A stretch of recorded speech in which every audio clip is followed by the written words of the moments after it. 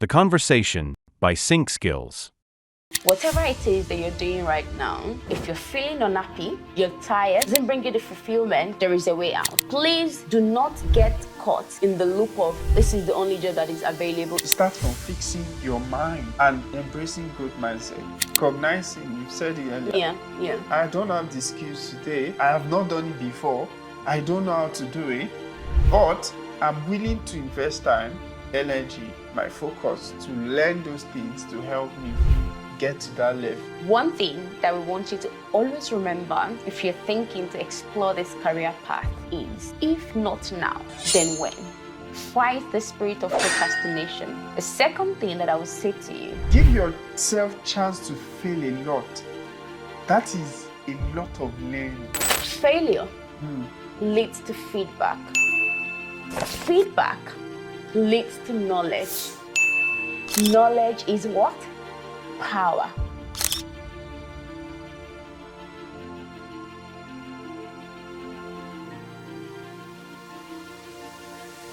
Welcome to the conversation, Tayo, where we talk about life, career, and opportunities. Well, this episode today is a bit of a special one. It is. And we're going to be talking about a lot of concerns, barriers, limiting beliefs that, through the calls we have with people who are wanting to change their life, change their career. Absolutely. Have basically things around, am I able to do this? Is this something that can transfer my skills? Yep. Am I going to be able to earn enough in this space?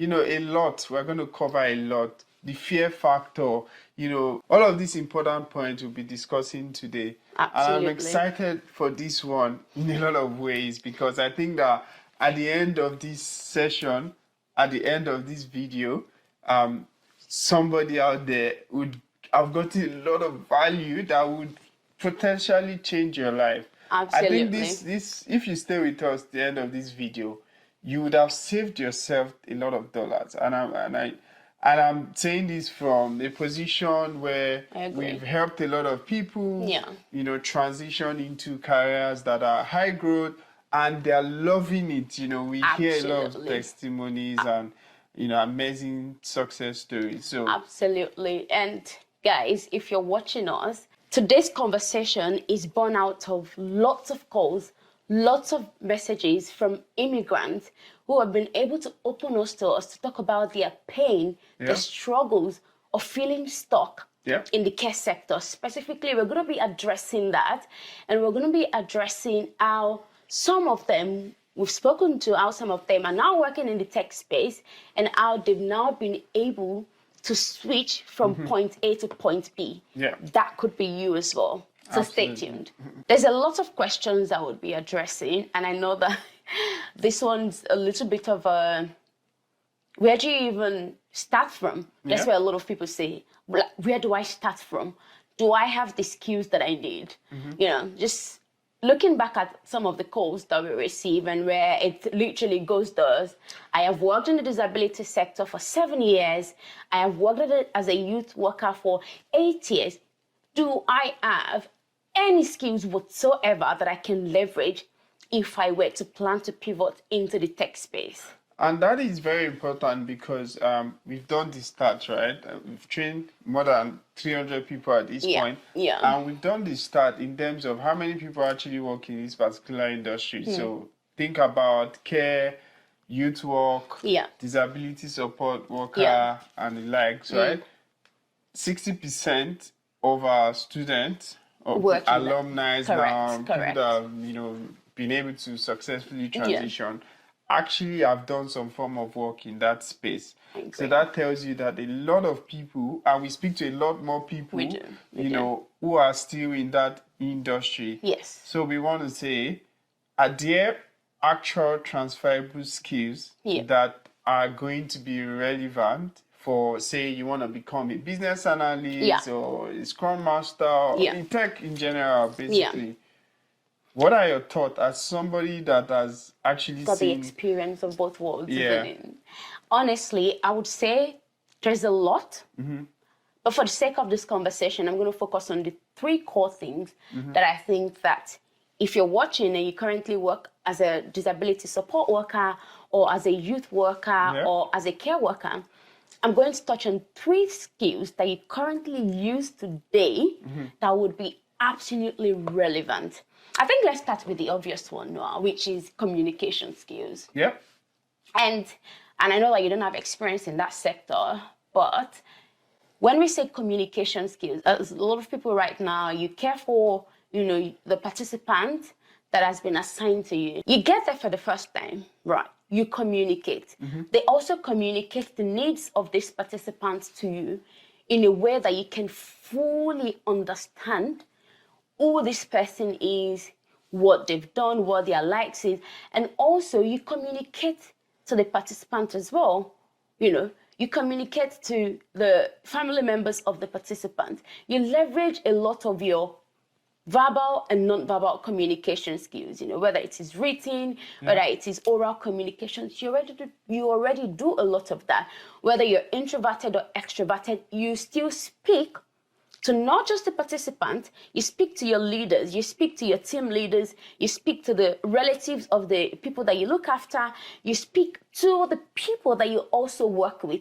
And they can understand clearly what you're saying in a way that they can appreciate the amazing work that you do, right? So that's one massive skill that you currently use today that it just might sound like, well, I just go to work, I talk. Yeah. Bringing it back to a business analyst, right?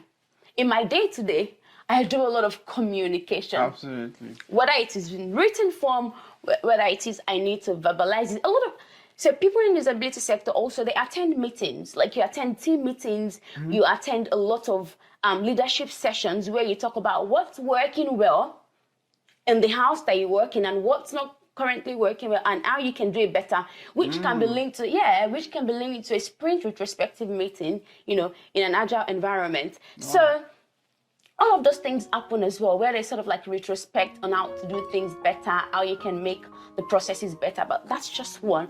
Let's talk about one of the biggest skills that it is not well pronounced, which is really understanding the context. Now, you know how we say, like, as a business analyst, you cannot support a business that you don't understand. It's the same thing. If you think about it, the very first time, as a care worker, the very first time you go into the house, what do? They ensure that you read all of the care plans of the participants so you can understand who they are. What are their dislikes? What are their likes? What sort of fluid do they take? Do they need to take thickened fluid? Do they need to take clear fluid? Does it need to be mild? You understand their meal management. You understand their behavior as well. You can read all of those things in their care plan. Depends on how complex the participant is. Some of them may have a special behavioral management plan that really details what you should do, what may tick the participants off, the things that you should not say, but even as simple details as loud music and the way that you structure the things you say. You see simple things like when you go to that participant's room, make sure you knock. It is that detailed. Yeah, and they put all of those things in place because they want you to gain an understanding of the context of this person. So it's not a case of you're in the house. I mean, I'm talking about a structured environment now. So you already do a lot of these things where you follow through a plan. You understand the plan that has been set out for a participant, which is what we will do if we're working on a project as well, isn't it? Basically, you would try to get context, right? Yes. What are we working on? Why are we working on this project? Why are we doing this? Yes. Who are the stakeholders? Exactly. You want to really get into the details of exactly what problem are we trying to solve. Exactly. Right? So that you can then be able to improve that process or add value. But you can't add value to something that you don't know what the objective is. Really. That's how, I can see how it ties into each other. Absolutely. Look, Noah, you may go to some houses where there are 3 different participants and they've got 3 different needs. So one could be living with, a visual impairment. The other could be living with intellectual disability. The other could be living with bipolar disorder. They all have different needs, and you need to learn, understand their differing needs, and support them through that understanding. Just like, as a business analyst, you can have different projects that you need to understand the different objectives of this project, the different stakeholders, Absolutely. Of this project, and yeah. Absolutely. Makes sense, yeah. And just on the last point, another skill that you currently use today that is very, very important is the stakeholder bit, stakeholder management. I think that when people hear that word, it's like, I don't know how to manage people. I've never who are stakeholders, who are this, what that. When you think about what you currently do for work today, as a disability support worker or as a care worker generally, or as a youth worker, you manage a lot of stakeholders. And I will break it down to you what really, what does that mean in your context? For example, when you go into, let's even start from the beginning. Say you're unable to attend shift, for example. You pick up the phone and send a message to the rostering team and let them know you're unwell today, or, you've got other things. That is you managing your stakeholders. That is you calling them so they know that you won't be present. And in some cases, if you're an obedient person, you would follow their policies. Some organizations have got 48-hour policy or 24 hours. So please let them know if if you're not going to be available for work. So they put that structure in place so they can manage. If you manage the rostering team can manage the participant properly and put other support in place. Yeah. So there's that base, which is the beginning. Secondly, stakeholder, management, also in form of sometimes perhaps your participants, you guys have promised that you're going to take them out for lunch, and perhaps maybe someone cancels their shift, or you're unable to go out due to the bad weather. You don't just ignore the client and say, well, the client can see that it's raining, so we can't go out. There's a policy in place that ensures that you communicate effectively to the client to let them know, look, you won't be able to go out today due to the weather. The weather is extremely yucky. We would be postponing this, or we would reschedule if the weather becomes a little bit better. Those things happen. And even like when it comes to family members, so the family members of, the participant, oftentimes when there's an incident, you have to inform the family members as well. So when they come the next day, they're not surprised that, what happened? No one told us. Yeah. So it's a big deal. Absolutely. Just like, in the context of a business analyst, project context, you have promised a deliverable. And you can't meet up. Maybe a deliverable is like, I'm going to, deliver a document or like meeting of meetings or whatever document, the deliverable you're supposed to deliver, there's always a time frame, right? Yes. And then I've promised Tayo, I'm going to deliver that report to you by COB on Wednesday, right? Yeah. And it is Wednesday morning. I know that I'm not going to, I'm seeing the signs that like I'm not going to be able to meet up. Yeah. And I'm not communicating that to you because, again, that deliverable might be tied to something else you need to do, or a report you need to provide as well to other stakeholders. So there's that, that ripple effect. Yeah. You not being aware is me not managing you correctly. Absolutely. And I can see the similarity. Everything is about communication. Absolutely. In this context, I'm kind of like providing a report or a deliverable to you. Yeah. I'm kind of like providing a deliverable to you in the care sector. Yes. It's you managing the expectation as well. And we do that as well. There are different stakeholders on a project. It can be external, it can be internal. Yeah. You always need to manage, if you're not going to be able to show up for a meeting as well. Exactly. You want to communicate that, it's raining, or like I'm feeling sick or whatever.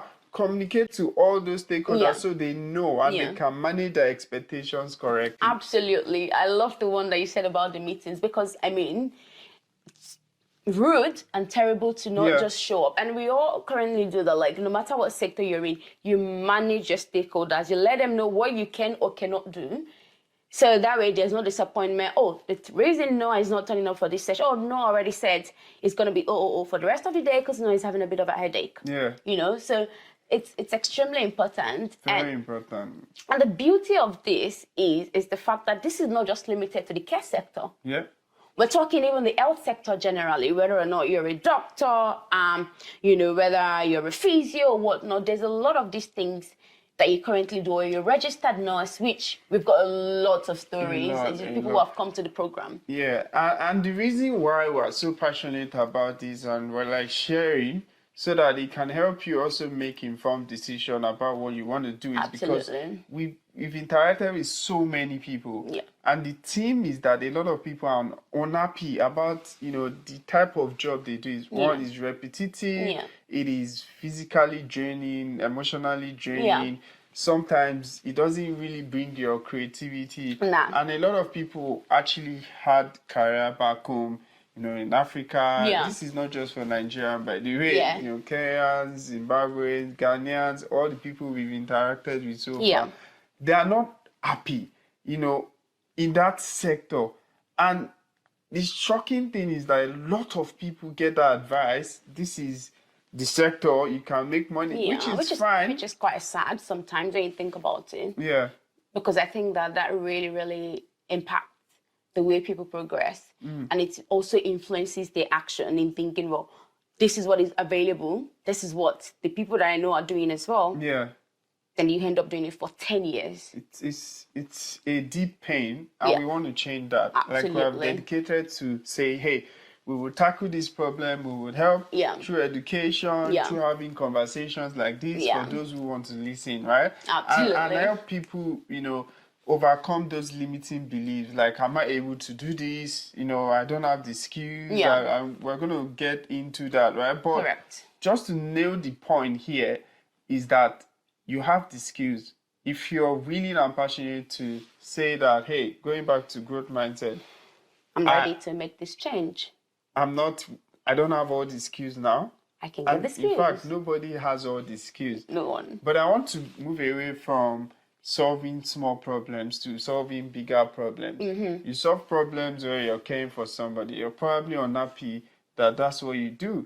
Maybe you've been solving bigger problems in your career before. Now this is what you're stuck in. There's a way out for you. You can change that situation. Absolutely. Right? So if you don't begin to shift your mindset that you want to solve bigger problems, you want to get back into professional work, then the order of magnitude of how you can make impact and what you can earn is diminished. It's diminished. Because like there's a cap to how much you really can earn. There is. If you think about it, you trade your time for money every single time, and you're not investing in yourself to learn the skills that makes that time you're trading more, you know, more like profitable for you. Because if you're already capped at maybe $50 per hour, and that's maybe they increase it $2, $3, and you've been doing that we've got some people 6 years, 10 years, they've been doing the same thing. And it's about putting in the hour before they target weekend rate, public holiday rate, and that's the mindset that when they don't get that shift, they are so sad that they've missed out on the time they're supposed to rest. Why? Because they're focused on solving small problems. And we want to get people off that track. Like, solve big problems so that your value compounds. And the best type of investment you can do yourself is when you invest in yourself. Not the house you buy, not the car you're driving. Your own, you know, investment in your own self so that you can be more, you know, more... You can grow. You know, you can grow. And have that compounding effect. That compounding effect of your skills make you more valuable. And then when you solve big problems, you can what? Earn more. Yeah. You know, what you just said in relation to chasing weekend shifts and being unhappy just actually reminded me of one of our students, who I'm not going to call him a student now because he's an expert. And I remember when I onboarded this student, when I spoke with them the very first time, and they questioned, and they said, I'm a registered nurse. Can I do this? This is my problem. I lack flexibility. I don't get enough time to spend with my family. I'm very, very unhappy when I don't get the weekend shift because I know that I have lost some money. I want to change this. And I genuinely felt their pain and I understood where it was coming from. Like, you know, he would say something like, look, I'm a registered nurse. I'll always be a registered nurse at that, but I'm tired of this. Yeah, because like, I think particularly here, we can't really gain a lot of appreciation about how demanding that work is. But I think we've got some friends who complain like it can be so draining. And I don't think they pay as much as, you know, you would think. And I actually was very shocked. I thought like nursing was like one of those high-paying jobs. No, it's not. And I realized that even people that do support work may potentially end than nurses. And, you know, Noah, like to your point around nurses being underpaid, even if you think about their journey. Yeah. I've got 2 siblings. My brother is studying to be a doctor who has just done his last exam. And my other sister is studying to be a registered nurse. And I can tell you for a fact, every single time I speak to them, they're either preparing for an exam, or just finished an exam, or studying for an exam. Yeah. And, you know, that's tough. And then coming into the outside world, having to work, you know, sometimes they are understaffed. It's a lot that they do. And comparing it to the pay, I think it's quite heartbreaking, to be honest. It is, because if you compare like the effort that goes into actually becoming a registered nurse, like at least in what we do, you can learn the skill in 3 months, practice it, build the skills. Even some people are not patient, you know, they want this to happen like 2 weeks, 3 weeks. You know, and that's why some trainings or some opportunity will be attractive to them. You know, become a business analyst in 1 week or 2 weeks. They just go and sign up, and now they suffer. Like, I don't have the confidence to do the job. You can, but to the point of being a nurse, right, or being a doctor. You see, your brother, 8 years, he's been studying intensely, building that skills because of the delicate nature of the job. Like, you're dealing with human life. Yeah, you cannot make mistakes. Room for mistake. In our own field, you can make mistake, right? It has impact, yes, but you can, you know, some organization would even say, make mistake, it shows innovation, right? Because when you try new things, you know, you can then innovate, you can, all of those things. It is allowed. It brings out the innovation in you. It's a different type of mistake, and the impact sometimes, I mean, recognize that in some cases, the impact can be very severe, but in comparison to human life, where, and of course, right, so the impact of some of the projects you work on can actually impact somebody's life. Massive. In a lot, in a depends big, on what you're scale. working on. But before it can have that kind of impact that is so negative compared to like doctor and nursing, it would have been mitigated. You know what I mean? Like, at least, so for example, you wrote a requirement that, you know, that causes some bugs. Testers can actually pick that up, or like customers can pick that up and report it, and it's fixed. But if you make a mistake as a nurse or a doctor, that can...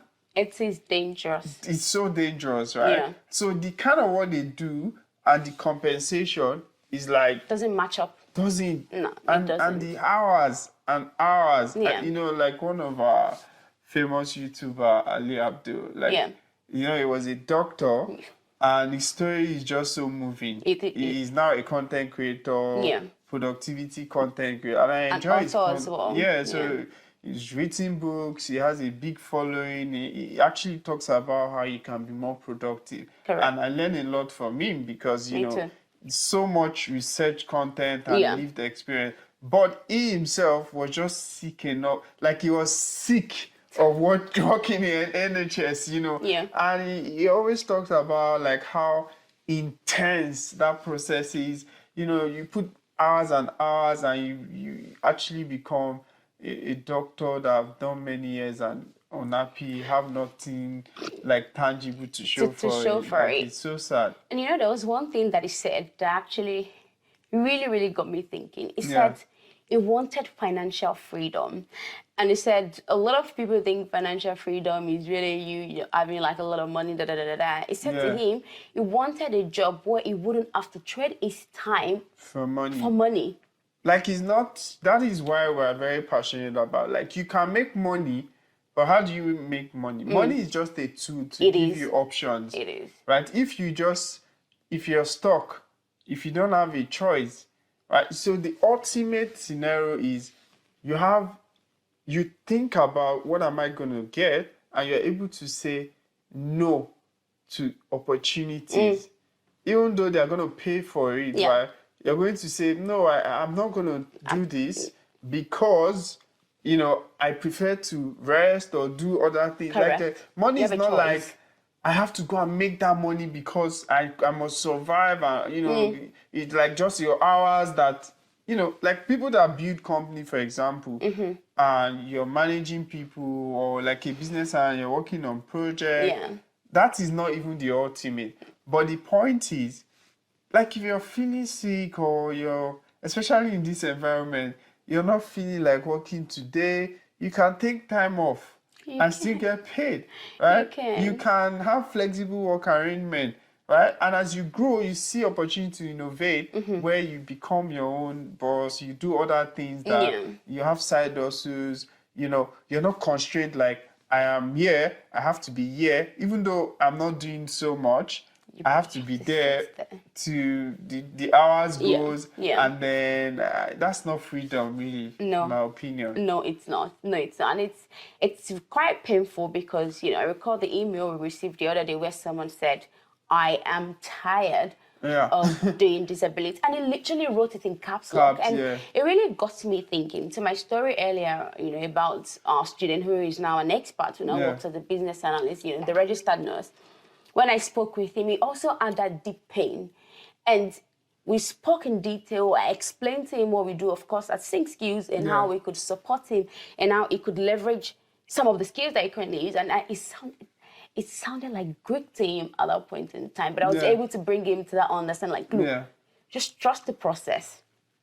And thinking about his journey today, like, it's mind-blowing because now, living in Adelaide, working in the health sector, leveraging his skills as a registered nurse is shining. And you know, when he got that interview, we were making bands like, there's no perfect person for this role other than yourself because you have the domain knowledge. Absolutely, and that's the truth. Like, how many times do you see a business analyst that was a nurse or like a doctor or someone that work in care disability sector, and now the organization support people who have disability and need a business analyst that has very deep domain knowledge about that space. Like, there's no, you struggle to find somebody, and that's why he's enjoying the job, because like it's just like natural, you know, progression. He talked about how, oh my God, my life has changed. You remember that the word webinar? Gets me all the time. My life has changed. I spend Saturdays in my house. Not thinking about, I lost the money for this weekend. Oh my goodness. Like, you know, just, honestly, it sounds a little bit funny talking about it, but like, those were his pains. I mean, it's beyond money because, of course, he makes money, but he has to do so much hours to get that money. Beyond money. And even talking about money, you know, I recall I was talking to one of my friends who was working as a registered nurse before and now working as a cybersecurity specialist. And she said something. She said, I was ready to take a pay cut if that was all it took to get out of nursing. Wow. Literally, those were the words. And she said her pain was, she would go to work, feel like her tummy was nothing. She was feeling unappreciated. They were understaffed. She had to work. She would look at her husband. Her husband would just sit on the couch in the living area, do meetings. You know, her husband would go out, you know, for coffee chat. And, you know, bosses would buy her husband like champagne, go on nice meetings. And it's like, this man will just sit in this house, boom, money comes in. Whereas me, I need to trade my sleep. I go to a place where I'm not appreciated. It's almost as though they were looking for failure to get the license off her Wow. And she made that change. She was so strong. And she decided, nah, I'm done with nursing. Yeah, even looking at our experience, you know, I think when we were in Tasmania. Yeah. And you were doing initially a few years just before you completed your when you were abroad. Oh, yeah, when I was abroad in the UK, actually, you were working in the NDIS, and gosh, that job was relentless, like case upon case upon case upon case. And I'm like, oh my goodness. Then I was doing, I shouldn't say this, but like I was you doing were working like a couple of jobs at that time, yeah. Several jobs, you know, that were my choice. I was working in InterSwitch, I was doing remote work, you know, because InterSwitch paid me Naira. I was doing a job with that in Malta, and I was doing masters, and sometimes I would do steward, the one you don't like, but my choice anyway. But the point here is that I had that flexibility. You did. Like when you're in tech, you're doing serious work. Like I'm not saying like no, serious work is not the word. Like you're doing strategic work. And cycle, there are times where it's very busy. There are times where it is a little quiet. You know, a bit quiet. You have time to think about things differently, innovate and change approach. Yeah. But that job then was just relentless. Like it just never ends. Hey. You know, those were really our favorite lines. A work that never finishes. Just literally my experience with the NDIA, I should call them. I mean, it was good. It afforded me a lot of, I gained a lot of knowledge working as a coordinator at that point in time. But the work never finished. It just never. And I would look at you and I'm like, wait, have you worked today? And you'd be like, yeah, I've just, had a couple of meetings. And I'm like, whoa, how do I get into this sector? Because, bro, what I'm currently doing right now, like literally, I'm aiming for a win, like clear on my desk. And before you blink and open, you already have like a lot of other cases. And before you blink and open, like you finish, something comes. You finish, something comes. It's just like crazy. Like you're not even though they've assigned another case. Like I'm like, oh my goodness, this work is never finishes. Never finishes. But anyway, it's all good. So it's I really think that basically what we're trying to really nail down there is whatever it is that you're doing right now, if you're feeling unhappy, you're tired, doesn't bring you the fulfillment, there is a way out. There is, surely. There certainly is a way out. Please do not get caught in the loop of this is the only job that is available. If you so desire and you want to explore the tech space, by all means. Which brings me to the most popular myth ever. And I feel like we've said this 1,000,001 times to the point where I feel like, we're being too repetitive here, let's stop. But then again, you received a call a couple of days ago and someone says, what did they say to you again? Yeah, I think just on that point, not many people have watched or interacted with our videos, I'd say. Actually. So maybe we say it more time than we think, but people are not catching up. Yeah, not many people. That awareness, and that's, again, if you're enjoying this video and getting any value from this video, please kindly subscribe, share with your friends, share with somebody. You just might be helping them. And the things we share here are things born out of experience, real life. Of people. And imagine we train, coach, help people. Many of them now have that transformational effect where they are now working in tech and enjoying their life. So we want to replicate that process with many more people. So share this video with somebody. You just might be helping them out. You never know. Yeah, but on top of that, so this person like, oh, I'm trying to get into business, but I'm scared of coding. I'm like, oh my God, I was telling you, not like, again. Not again. It's Come 2024. On. You know how you say it? Educate yourself. It's 2024. Yeah, when she says that, I'm like, hey, calm down. Yeah, but to be honest, like business analysis, there are several parts in tech, right? There are parts that require you to know how to code. Absolutely. And there are specialized roles. Software developers, they code, they write code. And in fact, not every day they write code. Nah. Sometimes they're collaborating in meetings, right? They're trying to understand what needs to be done, what needs to be built, etc. So it's not even every hour they write the code, but they write the code, right? And, you know, some technical roles like DevOps, maybe DBA, that's database administrator, and to mention a few others, they write code. Business analysis, project managers, Scrum Masters, change managers, product owners, quality assurance testers, you know, UI UX designers, product designers, like they like to call them. Yeah, those roles, to mention, like there are a few more. Program managers. They don't write code. Not all roles in tech involves you programming or writing How code. can we forget the delivery leads as well? Agile, that's my role. You know, so like there are Agile some roles coach, that there are some roles that involves, you know, getting the objective of the project. You know, business analysts fall into that. Like, let's know the vision of the product. Why are we building this? What needs to be built? All of those things. And there are some roles that would rally the team that will build the product. You know, project manager, coordinate, make sure that we're not blowing our budget, we're not blowing our timelines, we're not blowing our resources, and we're achieving the right target, the set target. Project managers will fall into that, Scrum Masters, etc. So they don't write the code, right? It's just like event manager or event coordinator or planners, right? So they don't cook the food, right?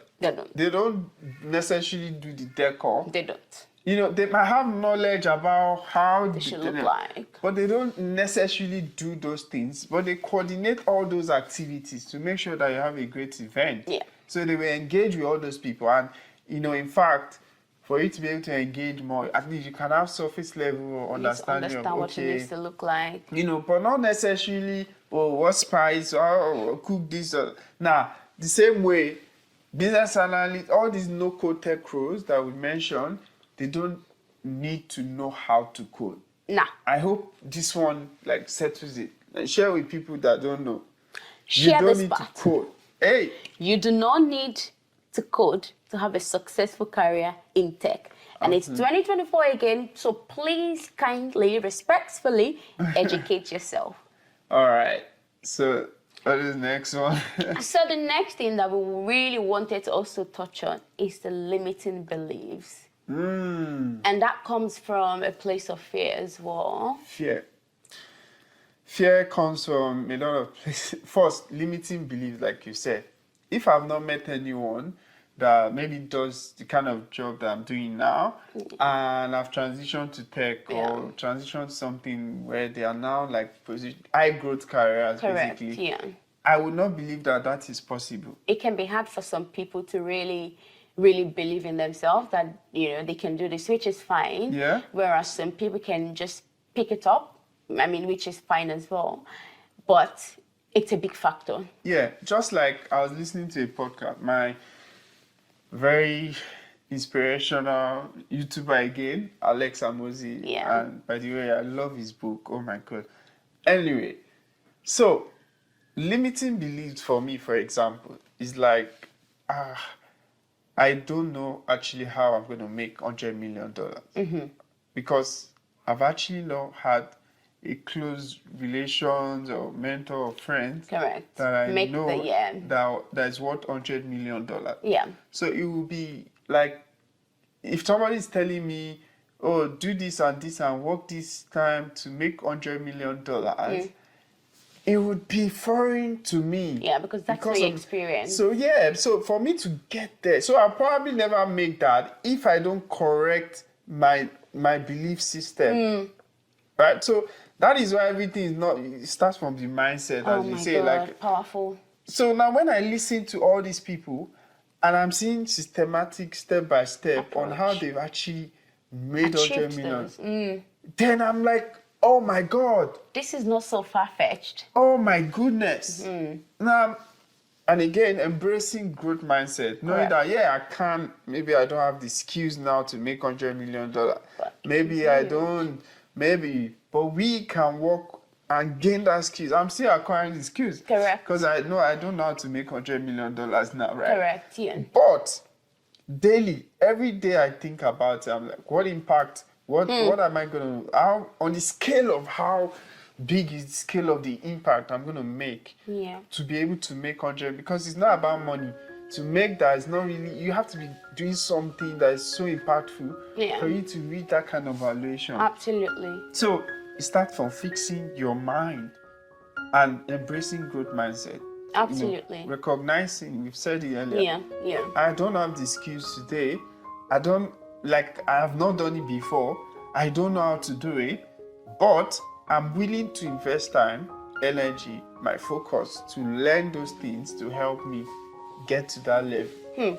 And honestly, I think that what you said is extremely profound, because when you talk about limiting beliefs, and when we talk about fear, when we talk about all these things, they really shape us. It does. And the Bible even says, like, out of the abundance of the heart, the mouth speaketh. Like, what goes in your mind, what happens in that mind controls the physical. And if you feel like, well, I don't know anyone around me that's done this, then I don't think it's possible.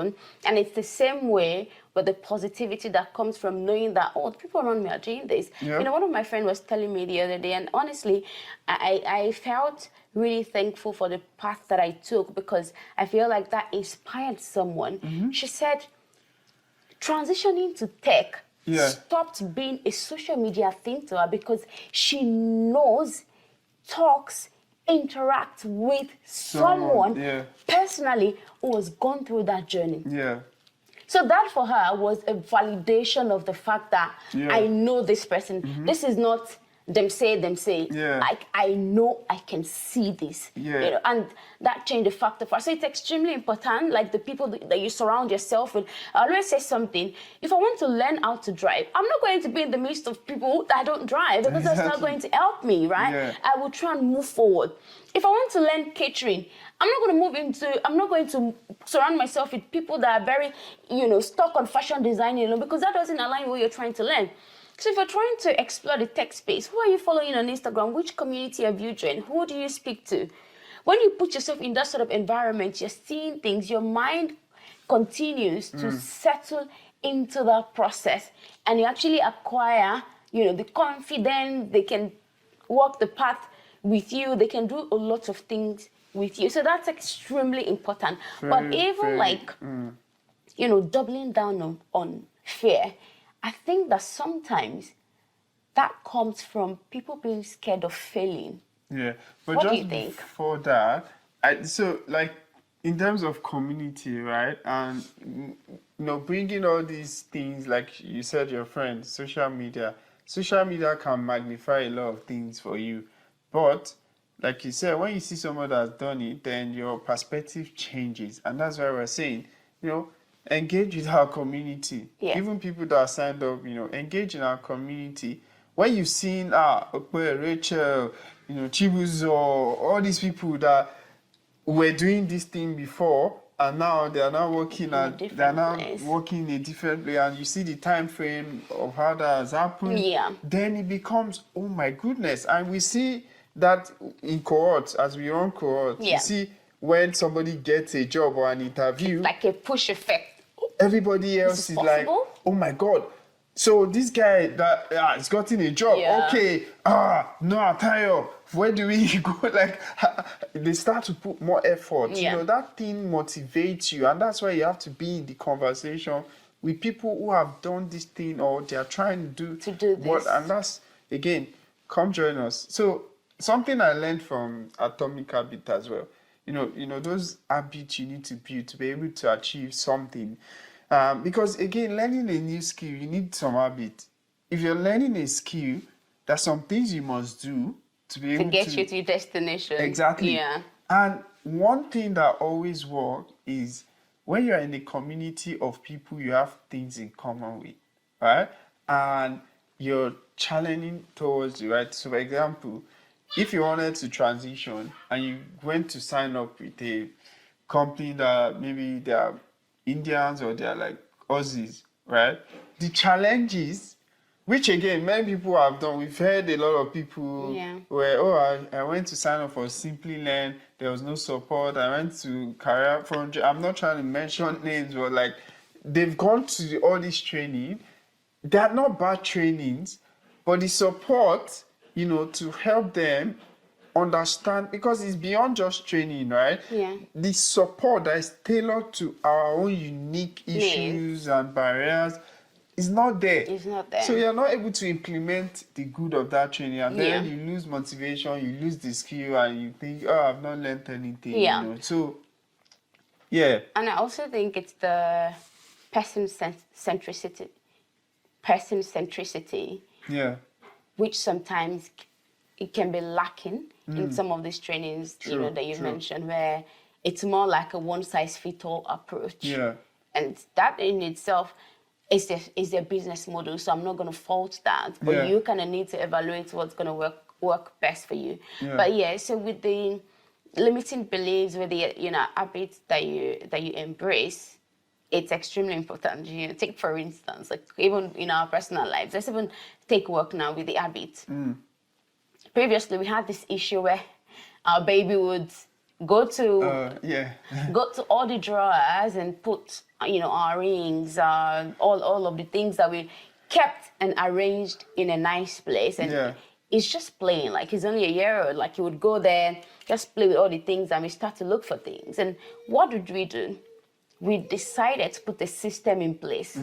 We realized that our current habits, which we've embraced pre-baby, is not going to work for our new reality. Yeah. So in order to ensure that we don't keep doing the same thing and keep complaining about the same thing, we have to put a system in place. So, it's extremely important. The habit that you develop whilst you're on a journey is what's going to determine what the outcome, your destination. Free quote: you don't rise to the levels of your system, of your goals. You fall to the levels of your system. Say it again. So, cut. So, you don't rise, quick one. Cut. Free quote. Cut. So, you don't rise to the levels of your goals. You fall to the levels of your system. That's what I was trying to say. If you don't put system in place, you're not going to be able to achieve the result you. So it is very important for you to actually have that system of learning, to be able to get the best result. It is. And just on the last one, just touching on fear and a lot of things, which I think, based on the conversation that I've had with a lot of people, is it also comes from them being scared of failing. So what if I do this and I fail? What if I do this and I don't succeed? And I know that failure is relative. It means a lot of things to different people. But I think that it's important, if that's your reality, where one of the biggest things that drives, the fear in your mind is, I may fail. I may not be able to achieve this. What are your thoughts on that, Noah, when people are very reading with that fear of failure? Yeah, I was reading something yesterday and they said, you might sign up to a course or buy a book or get a one-on-one consulting from someone, and you feel that you didn't get the value, but you've learned something. You learned something regardless. Absolutely. You learned what not to do in a particular context, right? Or how they would do it. Maybe it's not the right way. You learn something. Yeah, you do. There's no, like, when we talk about failure, as somebody, I think, to reference his name, Jim, said it is, was it Jim? Somebody said failure is success disguised. Yeah. So, I think, no, it wasn't it. I think it was Dr. 𝐂𝐓. All right, Dr. 𝐂𝐓, okay, yes. I'm not sure, but yeah. So, like, it is profound. Because when you try something and you think you fail, you learn something regardless. Yeah. Whether, okay, this is not the right way to do this thing, I need to try another way. Or, this is the right way to do this thing, but maybe I don't have the skill level to do that thing. Yeah. And I need to increase my skill level to be able to achieve my result. Whatever the case is, you learn something from every time you fail. If you don't try and keep trying, you're not going to get the result. So if you just stay in your comfort zone, then what will happen? You're stagnating. You are. Give yourself chance to fail a lot. That is a lot of learning. You know, I'll tell you something, and for me personally, I've come to the realization that failure is part of the journey. Of course. And I recall this day I was listening to Stephen Bartlett. I hope that's how they say his last name. Yeah. And he said something, and I was like, nah, I couldn't agree more with this. He said, failure leads to feedback. Feedback leads to knowledge. Knowledge is what? Power. Of course. And, you know, I would never forget that, because even though I've never really worded it that way, I know that from failure comes something that you never knew before. Absolutely. Whether or not you want to accept it, it gives you something. Whilst it may not have been the desired outcome, you've gained something. Yeah. So it's all about perspective. Absolutely. Perspective. Well, I failed in this thing. It's not the end of the world. Yeah. You pick yourself up, take the learnings. There, and I try. You take it forward. You do it again. And then you learn. And learn. Running a business. We learn. We fail. We learn. You know how many times we've been in a situation where we're like, oh my goodness, this is so hard. That's the way forward. Right? Yeah. But you learn, you know your mission. That's why you have to have a direction, a mission, what you're solving. Yeah. Like, even when it's tough, you know that, this is why I'm doing this. Remind yourself, and keep going. But you run a business, you need to fail. Navigating life, you fail, you learn. If you're not feeling enough, you're not learning enough. Nah, That's you're just not. the truth. You're not. You're not. And you need to be putting yourself there. If you think about it, they say do a course and position yourself and learn a skill that will help you, triple, double, give you flexibility, improve your life, improve your health, all of those things. You say, I am scared that I will fail. Fail in what exactly? You don't take action, you're already failing. You're already failing. You then be in the loop of, that thing I could have. And you see some people, it is when other people are now successful, they will now be like, now I want to do it. They need a trigger. Yeah. But that is not the attitude that keep you sustained. It's not. I'm looking at somebody else, until that person succeed. And then that's when I will go. Like, it is a tragic way to live. Yeah. Just to really, really bring that home, imagine the reason you never did anything is simply because you're scared of failing. Like you already failed anyway. You failed. Because you didn't do it. You didn't learn. Because you didn't learn. And then you're stagnated, and then you just probably still be biting yourself. Complain about that thing, about that. I wish, I wish it did that. But anyway, which brings me to the next thing. Another thing that, forms that failure shell that I've heard a lot of people say as well is also limited skills, Noah, where, when you don't have knowledge in something, it diminishes your level of confidence. Absolutely. What are your thoughts on fear driven by lack of skills, in this particular scenario as an example? Yeah, I mean, it's a real thing. If they invited me now and said, no, we need you to come and speak in a room where there are like 1,000 people. I've never done that before. But would you be scared though? You can be nervous, like, oh my goodness. But then it's going to be a momentary thing. Like in that moment, what will I start to do? Map out, like, who are the audience? Yeah. What are their interests? What is this topic going to be? Okay. Recognizing that, start to build my topic and start to overcome. Okay, this is how I'm going to rehearse, practice, do it, right? When you practice it, imagine yourself in that room, you're giving that talk, you've mapped it out, you've learned your script, you've learned whatever you're going to be talking about, then you begin to see that, okay, I'm more comfortable, at least for me, right? Yeah. So when you go there, yes, immediately you get that adrenaline, that nerves can pop in, but you settle because you've prepared. Right? So that is what we're talking about. So in this context, you're scared that you don't have the right skills. What do you need to do?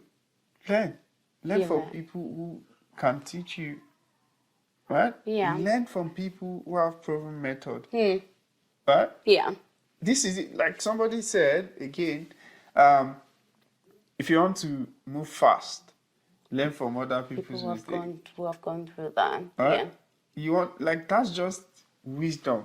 And that's why people buy online coaching courses and stuff. Because for example, there's some things that we were doing in our business that we're just experimenting, making mistakes and all of that. Correct. If we found some materials or books that, courses or podcasts that we've now discovered 1 year ago, maybe we would have done a lot of things differently, right? And would have been, I believe, for the better. Correct. That is buying from wisdom of people who, like, coach people on how to run business or how to build a company, and not just a company, like $100 million company. Like you're gonna make this $100 million, mate. Oh yeah. I mean, like, again, you hear me say that a lot because that is where my mindset is. Oh, it's right? beautiful. And I'm like not looking at the things that, it's not about the money for me really, but I know. I'm like, every single day, what impact can we make? Correct. That will be so big, because the law of life is when you give so much, you will then start to receive. Correct. So, and that's why we're actively preaching and saying you should not be doing small, low-level things that will not compound. Right? It's dangerous. To put it very, clear. What do you do? What is the day-to-day of you working in disability or care? That's solving small problem. Maybe on a scale of you're supporting one client or 2 clients or 3 clients, helping them live. That's fine. That's fine. But if you're solving problem for 3 people, 4 people, or maybe 10 people, the feedback, what you get, what will compound, cannot be as like you build an app that's serving like 50,000 people or 100,000 people. Because if you do that, can you see the compounding effect there of how you've spent your time? And that's what we're talking about. So if you spend your time just servicing 1 or 2 people on that scale, you will never get the compound effect of, say, you spend that time doing something for a large number of people. So the thing I think about, how can I make so much impact that, that's what troubles are like, hey, this is our goal, our vision. How can we achieve? How can we make more impact on the scale that is necessary? Correct. And then when you do that, it is just natural that you begin to hit that kind of figure.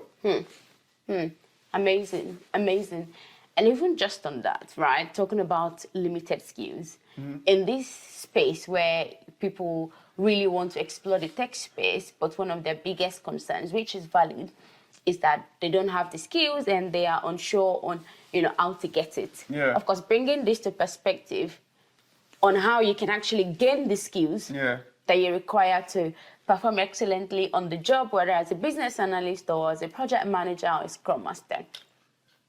We found there are 4 different ways in which you can learn this, and you need to do that evaluation, and we'll provide you some context and some explanation. And I hope that would support you in choosing a path on how you can gain your skills. So the first part is, if you want to self-learn, there's a self-learning approach, which I'll explain in a bit. There's a self-learning approach. There's the online learning, if that's your path. There's the boot camp as well, which if you want to explore that path, and there's the university education. Yeah. Myself and Noah would really break down based on our experience and based on other people's experience, and that they've shared with us, on these 4 different ways on how you can acquire these skills and which one would be the best option. Yeah. Based on your context. Now, when you talk about self-learning is good, it's brilliant, but it does require a lot of commitment, consistency, and self-discipline. Yeah. Now, you're not accountable to anyone, right? Because you're self-learning. So if you're lucky, maybe you get your partner or you get a friend to go on that journey with you. You're not accountable. If you're not a disciplined person, to give yourself that structured learning, to say, okay, today, this is week 1. This is the module for the week. This is week 2. This is the module. Week 3, this is the module. Yeah. You're only joking. Yeah. And you're never going to really get to that level where you can gain confidence. Now, self-learning only works when you are extremely determined, you have that structured approach. You're not reading agile ceremonies today, and tomorrow you're moving to BPMN, and next tomorrow you move to business analysis planning. You don't have structure, because there's a way the learning needs to be outlined, so that it will make sense to you. Absolutely. And when you're self-learning, better be sure that you have the right materials, that you're using discipline, as she has said, you're sequencing it correctly. And maybe you still need some kind of mentorship, because you're learning something you've never done before. You probably don't know a lot about. So it's going to take time, especially as the stat says, I think more than 50% of people who start learning a course or reading a book, they don't finish, right? So there's a lot of complexity there. There is. Next one. There is. And the next one is what? Online learning. Yeah. Now, I think that the stats also apply to that as well, because oftentimes you still need some form of discipline, especially if it is not an instructor-led online learning, where you've just, bought an online program and you're just doing things at your own pace. No one is looking out. No one is looking out for what you've done or haven't done. No one is checking up on you to say what you've done. There's no one to cross-reference what you're doing with. Yeah. Oh, hey, Noah, this is what I'm thinking in my head. This is what I've read. Does my explanation cut it for you? Yeah. And that in itself can be added. On the layer of that is you need a self-discipline. You may buy the online program, but have you dedicated time to actually study? For you to sit in front of a computer and learn what you've not done. And one of the things that I found about online learning is it's the summarized version that you get. Because of the time it takes, also they don't want to make the program too long for you, so they put the summarized version, and that may not provide you the context. Depends on your level of understanding, and depends on how resourceful you are, or how you can do your research to go and find out more information on what they've told you. But really, what you get is the summarized version, so you're not bored, so you can quickly digest it.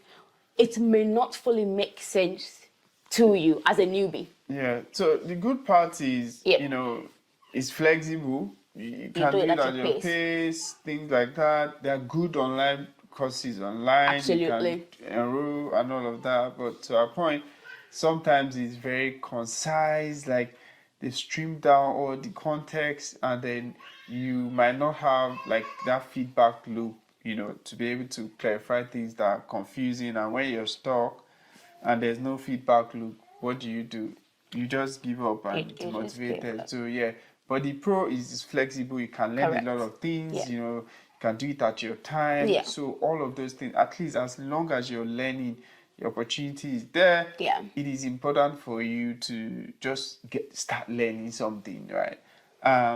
The next one, boot camp. It also can be online, but it's there's a structured time, start and end date. There are things you learn. The advantage a bit more accountability.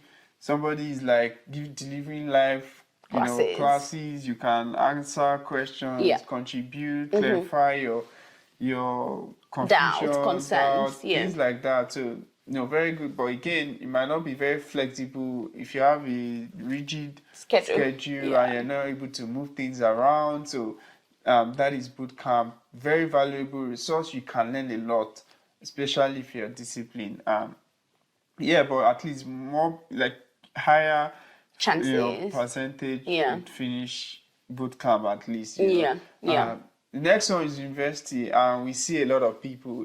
Of course, you finish your invest. Most people, at least people, they finish. A lot of people will need to complete, especially if you come on a student visa. You need to. And the advantage here, you learn a lot of things. Like Correct. You're exposed to a lot of information.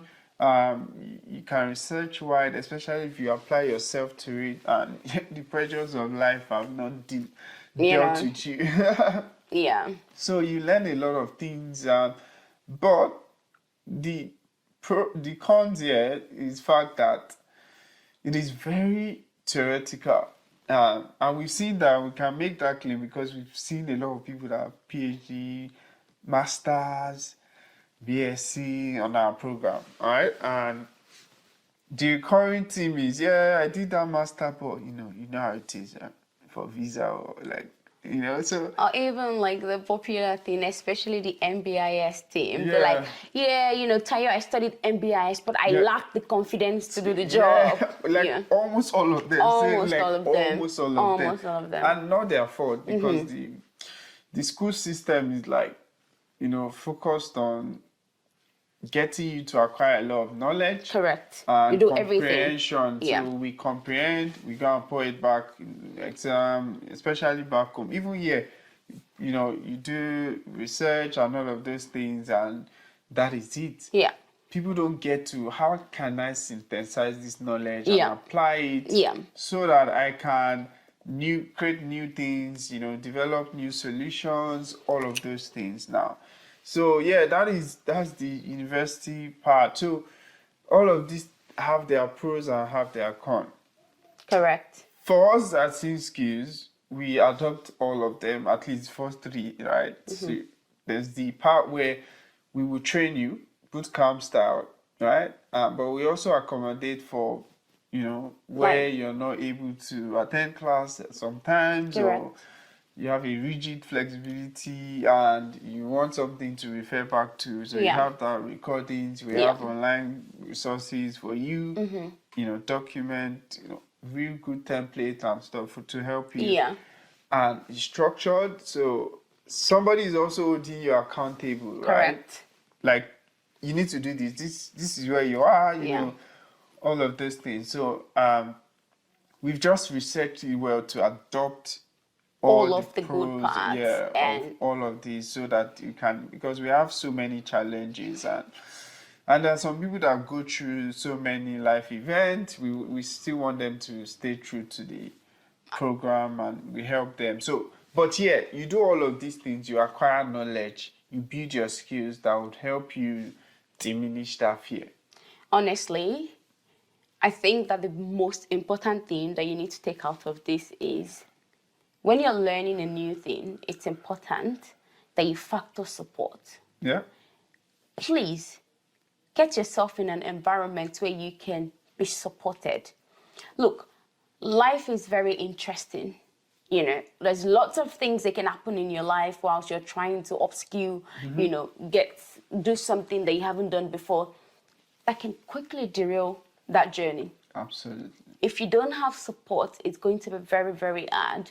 And I think that at 𝐂𝐻𝐍𝐄𝐓, one of the things that we pride ourselves really, really, much on is the fact that I think we're very, very, very, very people-centered. We are, So it's not more so, well, this is, of course we have our model, like we have our business model, etc. But we also factor people's situation. What is currently happening in your life? And that's most important for us, because before anything else, you are human. And we accommodate for that. And oftentimes, your Your problem, I would say, is our problem. Because even when we have some people who they feel like they're not ready, we push. You're ready, like, because sometimes to the limiting belief, like sometimes people feel like, nah, I'm not ready, because your success is our success. We always say something. Yeah. It represents absolutely no value for us if you wanted to come on this program and you're not ready for that program. You're not ready to give it the time it requires. You're not in a place where you can be fully committed. There is no value in it for us because we're not set for money here. We're set for the impact. Absolutely. So for us, it's someone who is ready to go on that journey where we adopt all of these 4 strategies, the pros of the different ways of learning, to Noah's point earlier, is for someone who is really ready to go on that trip with us so we can get you, to a job that gives you more satisfaction. Absolutely. So connect to your why. Yeah. You need to know why you're getting into this and why you want to do this. Yeah. Ready to shift your mindset to growth mindset. Correct. So that you can, understand that, yes, I don't have the skills now, but I'm ready to unlearn, relearn, learn new stuff that will help you grow yourself and improve it. All right. So, we've talked about the fears and we've talked about how people can gain skills. I think that another thing of interest that people would love to hear is really around, would you say these jobs are in demand? Like the way I answer it, I just say very evidence-based, right? So if you're in Australia, just go to seek.com.au, search business analyst, and just search it, right? Just search, really. See how many thousands of jobs are available. Correct. And see what they offer, right? So basically, there's a lot of opportunities. On every single day, at least you see 7,000 roles. Right. Absolutely. And if you have one, if you just need 1 year to get a job, I'm pretty say that opportunity is so enticing. Like there's a lot of opportunity there for me. So business analyst, Scrum Master, tech roles are in demand. They will always be in demand, really, because look at every sector. By the virtue of how the role is, the job is, there's tech in every sector. There is. So I knew this like 15 years ago. Yeah. Right. So and that informed the degree I did, everything I've done, basically. So there will always be opportunity in tech. You may need to refine yourself, refine your skills, grow more, but there will always be opportunity. So straight answer, check seek.com.au, check LinkedIn, check Indeed.com, UK, Canada. There are lots of opportunity. But what is different now? I hear a lot of people say, "Oh yeah, everybody is doing saturated." Business. Saturated. Yeah, it's saturated because a lot of people can claim to be business analyst, Scrum Master. Like we said earlier, become a Scrum Master in 2 weeks. In 1 week, in 2 weeks. They go and do a course that is half baked some people even do seminar and they think they 8-hour seminar. Yeah, and they are now Scrum Masters and they're like, oh no, I did this course, it was 2 weeks and I actually don't know how to do the job. Like, of course, you don't know how to do the job. You've not learned the skills. It's not about learning Scrum Guide alone. Nah. It's about problem solving. How do I apply all these different skills to actually solve problems for organization? Correct. Vitally important. So, are you a project manager or looking to be a project manager? Check Seek, see opportunities that you have there. Change manager, QA analyst, but the job market wants people that can do the job. The bar of what they want in terms of requirement is higher than COVID period where tech companies were like all-time high because everything was online, so people were stuck and all our lives was online, so they needed more people in the tech industry. So the barrier to entry was very low, like anybody can do a 2-day course and still get a shot at the opportunity. Back in now the day. We're back to normal pre-COVID. The required standard you must meet, which is where the skills come in rather. Exactly. Just like I heard something like one of these YouTuber and he was like, if you're complaining about people not watching your videos, it's not about them. Like we're complaining about retention, that people's attention span is so low that if they just see your video and it's not like engaging or communicate the idea of what they want in that period, what they do, they swipe or just click on something. That is really not about the viewer. It's the standard that is higher, because there are billions or millions of videos out there online. On the internet. So how do you differentiate, provide the standard that that person wants in that time? If you provide so much value, they'll watch. Absolutely. And when we do video, and we don't worry because it's specific people. This video is not going to be for everybody. It's not going to make sense to everybody. No, it's going to make sense for one person. As long as one person watches and gets value. That's the most important thing. Yeah. That's the most important. But that's very, very profound. No, thanks for sharing that. And even just looking back at Tech Council Australia as well. Yeah. They're keen on what? 1.3 million. Yeah, it's at 1.2 million. Is it 1.2 or 1.3? 1.2 between now and 2030. Just imagine the figure. So you need one, right? And so like the population of last census data that I saw online, the whole of Africans, which is our focus, right?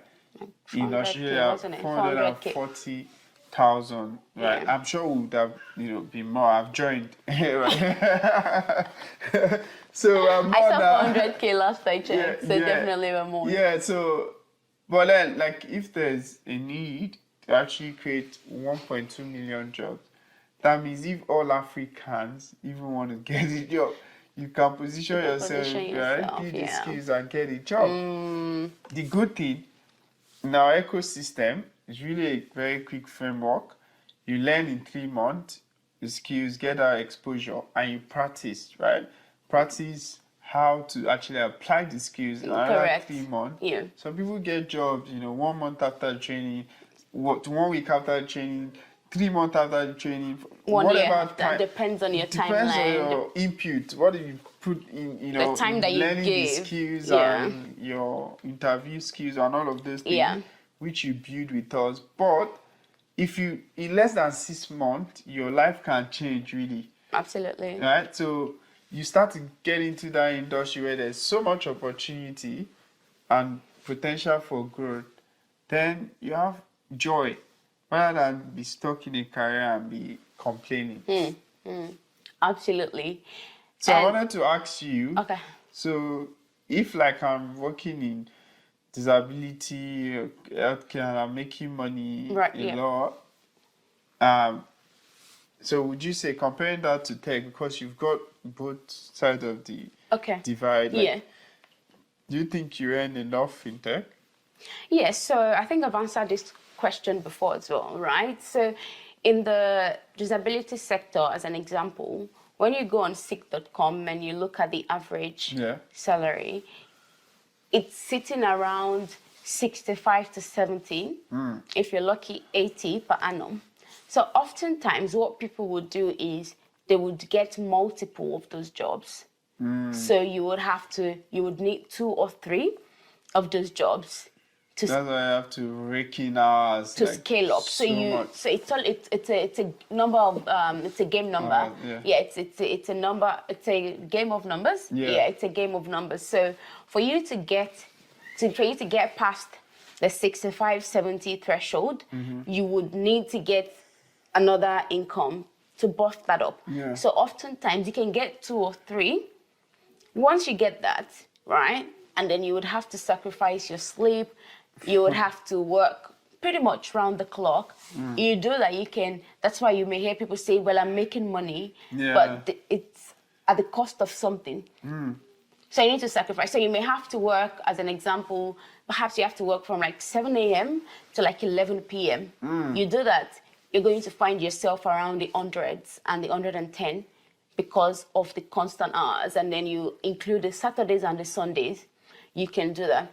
Whereas to compare, to what I currently do, I do all of these things Monday to Friday, like I working now as a senior business analyst Monday to Fridays, and I earn more than what I was earning when I was working 3 jobs.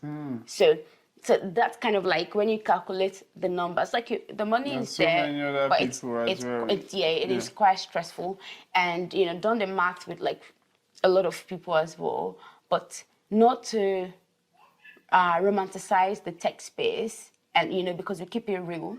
Yeah. Here as well. So it depends. Some people sit on the most of our students right now sit on the 6 figures. So starting with, I think all of them, there's nobody that's getting less than $100,000. No. So, yeah. So it's sitting on the 120, 130, 140. So if you one job. Just one job, absolutely. So just one job, yes. So and then you get the flexibility. You're in an environment where you're being asked to go on leave because you have your son's birthday. You have you have your leave accumulated. How many days leave do you have? Actually, I haven't checked in a while. Yeah, I've got like 20 days per year. I think I should have maybe a little bit close to that or more. I don't know, because I took some of them, but yeah, I don't know the numbers off the top of my head now. But really, even aside that, because you don't like to go on leave because you're still in the Nigerian. No, not like really. But there's really no need like to go on leave right now, except if we were traveling, and I'm pretty much still available. And why do I need to go on leave? But essentially, like, you get the flexibility. Some people desire family time, which is extremely important. I think the other thing that is not really mentioned a lot is the fact that in 2-3 years you're not going to be in the same level, right? No. So that means you can earn more, improve. Like, you can really compound your salary even at that stage, right? Yeah. But if you're in care, even if you change company, do you think that you can it's regulated, so it's like you have the threshold as well, but but every financial year maybe there's an increase in like the packages, maybe get $1 or $2 as an increase. But even I think that is something that is not very much pronounced. Like, a lot of people don't talk about, like, in the corporate space, you get like a lot of bonuses based off your performance. Yes. And that comes in thousands. And yes. It's performance bonus, profit sharing, shares, all of those things. And we're talking $6,000, $7,000. I think we're guilty. We don't actually talk about that. We don't talk about that a lot. Well. But like my boss was telling me, she's like, when I started my new job post mat leave, and she was talking to me like, if you're sitting on this exceed expectation, you could get up to upwards of 7,000, 8,000, and if you're expectation, you get this figure, and it's nearly time to get that money, and I'm quite excited. Yeah, because I think part of why I don't talk about, maybe because my current company does not offer me shares. But they offer in my company. When I was in Intersage, I literally had shares that were in thousands, right? In USD. Yeah, USD. Yeah. Even when I was in Nigeria. Yeah. And that money kind of like changed my life when I was trying to travel, because I used that. Compounded, and it makes sense. And then I had, if I was there, I would still have that shares. And every time we make profit as a company, we get performance bonus. Yes. I think my first car was the paid performance bonus, and I added a few more thousands, and I was able to buy my first car then. Right, so you do a job and you look forward to that profit share. You do. You have shares and you get off those things, so that's another thing that we don't actually talk about. We don't talk about it too much, and even it's not even because of the dollars now. For me, when I think about it, it's more like this was born out of the amazing work that I've done. So because we all want to be in an environment where we're feeling very much appreciated for the amazing work that you do. You're being rewarded. And for me, in my company, every single thing I do, when you get the cards, like, say there's something in my company where someone sends you like an e-card, recognize you for like anything that you do, the work that you do, even if it's just like taking initiative, and every single person in the company, thousands, would see that recognition. We have 𝐖𝐈𝐓, so where you can go and log in and give somebody praise, right? And yes, I think it's similar to my one as well. Yeah, it's 𝐖𝐈𝐓 for us, so it's really nice, right? Somebody says, oh, no, thank you for helping me out on this thing. Yes, and then everybody sees it, and like, okay. So it's part of like during performance, like you can go and download all of those and things. Just look at all those cards. Like see my brag book, all these things that I've done, you know. Exactly. And I wanted us to talk about salary because we've seen a lot of people, even in our own community, right, our students, sometimes almost leave money on the table. They don't know what to expect, like how much salary to, you know, to request for when a recruiter says, so how much are you looking out for this role? Yeah, they're like, $400. No, I don't know what to say. So let's just dive into that very quickly. Like, so if we're talking about like full-time annual salary as a business analyst, based on how we position people, because for context as well, we don't teach you or kind of train you to go back into entry level, especially if you have like experience already. Correct. And all of that. Yeah. We say you have skills already that you can transfer. Correct. To this new industry, because business analysis is every industry, as we've said. Yep. So you can be a nurse or disability support worker. We help you identify those skills, marry together, position you so you can go on for six-figure salary. For 6 figures. Not like entry-level business salary or junior. And you know, we hear some people say, I want to apply for junior business. I was like, no, we push people to that, you know, high standard. So basically, so how much do you think that you should be asking for? I call you, hey, Tayo, I'm looking to recruit a business analyst. Yeah. What is your salary expectation? Yes, and I'd be saying, well, that's a really good question, Noah. Thank you for asking. If I were to answer this in the context of perhaps it's an interview, I would throw it back to this person and say nicely, look, you know, appreciate the question. I know that, you know, for this role, there certainly must be a budget. Could you run me through what the figures are? Yeah. And sometimes they would say, yeah, you know, that's yet to be defined. We're really keen to hear what you're, you know, what you would like us to put on the table. Yeah. Or sometimes they'll say, yeah, actually for this role, we're looking at between 120 to 140. And if I hear that, that's a pointer for me. I would sit within those figures. But if she says, yeah, for this role, we're looking at, you know, perhaps 90 to 100, I'd be like, yeah, not exactly. At this point in time, this is what I currently earn. And I was hoping, you know, I could match that or get something above. So generally, what I would advise anyone listening to say is, if they ask you what your annual salary, what your expectation is, give them a range. So don't just give like a ad figure, 150 is what I want. So let's tell them something like, you know, I'll be comfortable, you know, if I got an offer that says between 130 to 140. That is assuming they haven't put any figure in the PD, position description, right? And if they ask you for sort of like your daily rates, like what are you expecting? I'd be saying something like, look, I'd be happy with, you know, $800 per day to $1,000 per day. Yeah. That'd be my typical range. Yeah, I think that's very reasonable. So 800, 850, 900, you know, good money. Yeah, good money. Good money, yeah. Before tax, and there's the concept of superannuation, right? As well. So that can definitely impact, you know, your net pay, which is your take home. So superannuation is like around 11.5%.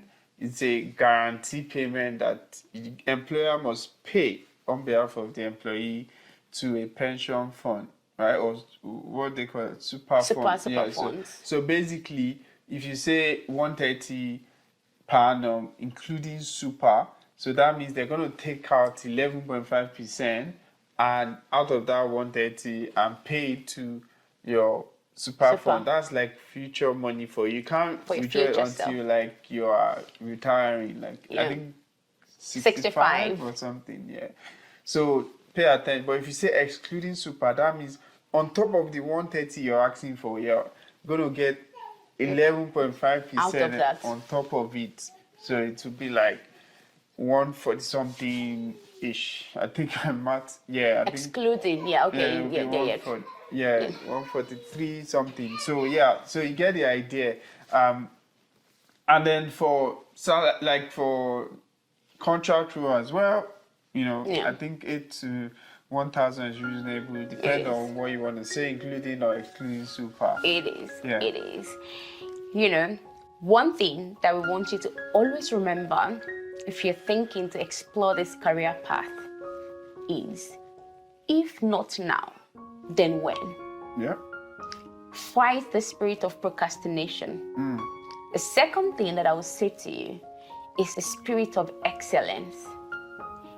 When you have that spirit of excellence, it helps you to embrace the growth mindset, because you don't feel like anything is bigger than you. Yeah. You feel like you can crumble, and you don't see the block, you see what you want to achieve. So you do what? You gone for it.